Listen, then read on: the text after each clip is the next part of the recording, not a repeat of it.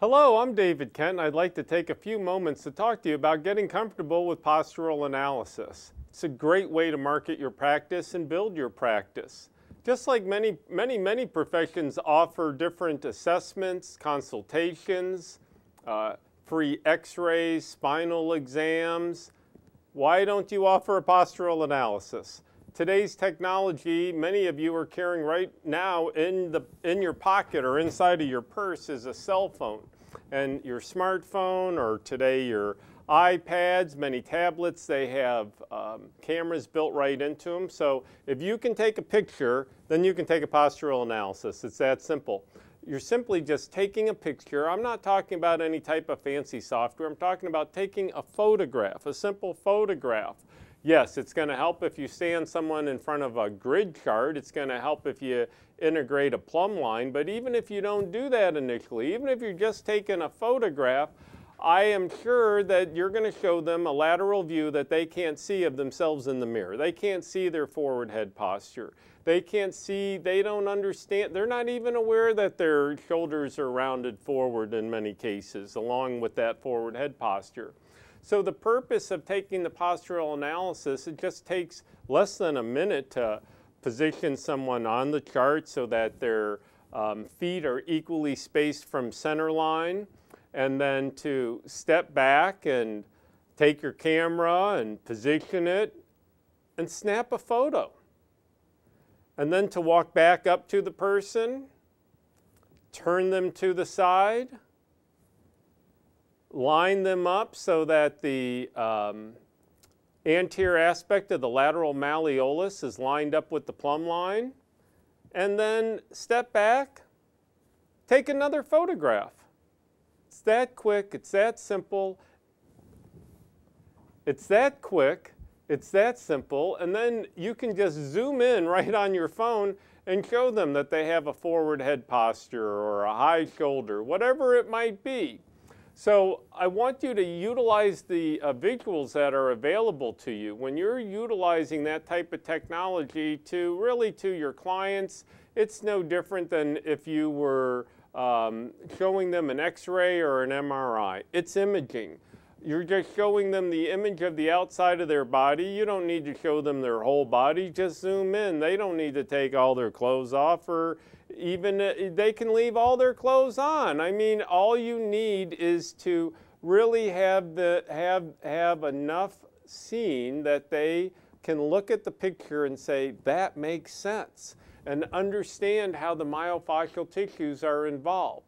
So let's take it a step further and integrate visuals. So many times, or all the time, not many times, what I do is I then relate their picture, because a picture's worth what? 1,000 words. So I real quickly just relate that picture to their structure or their frame, just like buildings are built with bricks, or they're built with block, or they're built with wood, or they're built with steel frames. The body is built with bones, and then what determines where those bones are in space are the soft tissues, really. So here, if we had looked at someone's posture and we see that their shoulder is low on one side, we might see that the head is moved off center to one side, and then we might have the forward head posture involved.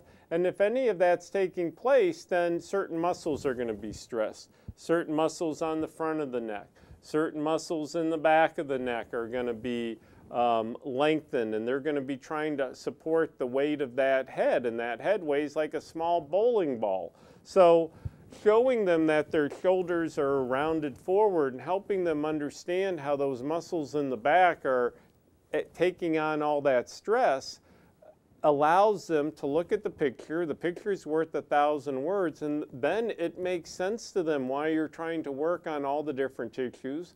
Also letting them understand how muscles in their neck can be going into their head. Like, they don't understand why. You know, that's scary to many people. All they know is that they have this terrible pain and they want you to work on it, and you want to work on helping them with their pain. But at the same time, it's important that they're working with you and they're on a whole goal-oriented program to possibly change the position of their computer screen, or change how they're sitting in their car, or integrate certain stretches every day, or stop holding the phone with their shoulder. All these little things make a huge difference in their life, and integrating some simple stretching and movement in the morning, in the afternoon, and in the evening. And I'm just talking a few minutes at least.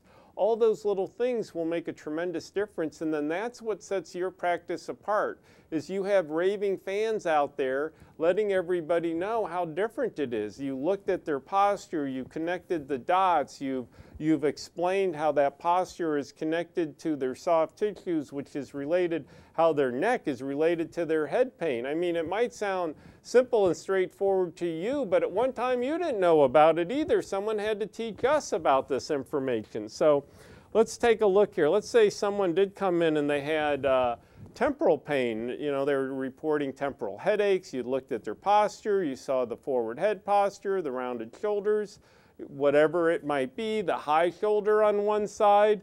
But just taking a moment and showing them that picture, because there are already many people will come in and tell you, oh, well, God, it's like my pain's here, and it's all, like, when it's really bad, it's all around the side of the head. So I just quickly show them the most common trigger point in the body, which is trigger point number 1 in the upper trapezius. It's a very common pattern. The white X shows the common location of the trigger point. I let them know. I let them know that a trigger point is like the trigger on a gun.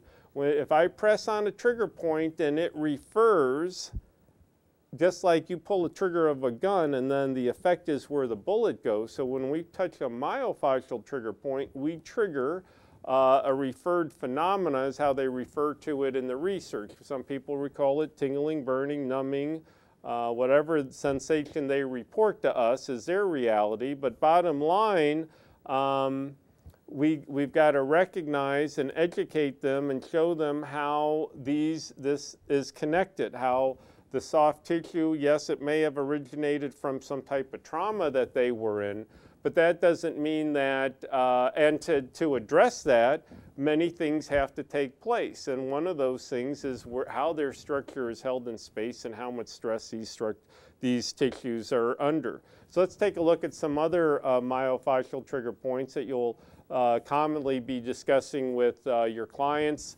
Another one here for the temporal pain, for example, is the semispinalis capitis.